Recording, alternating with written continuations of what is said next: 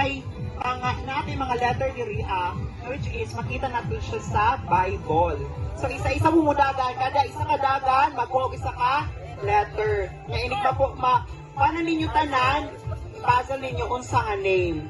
Tapos, pamutanan mo dagan, tapos isyagit ninyo unsa to nga name.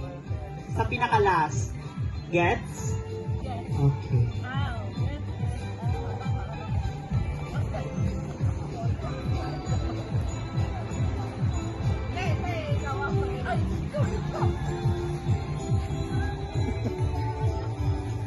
Okay, ready?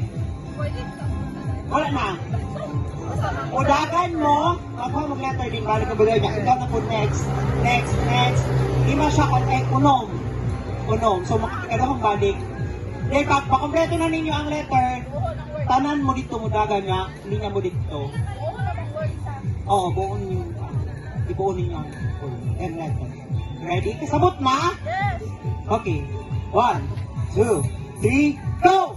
Ayan! Kumuha ng letra, isa. Ayun. Ayan, next. Ayan. Sige, go. Next. Ups. Dapat maabot ito bago ninyo i-arrange. Go! Ano karon? Sige, nakariday. Kanin ko abot. Nanong kita naman na. Ayaw na lang. Ayan. Sige, napisa ka. Word.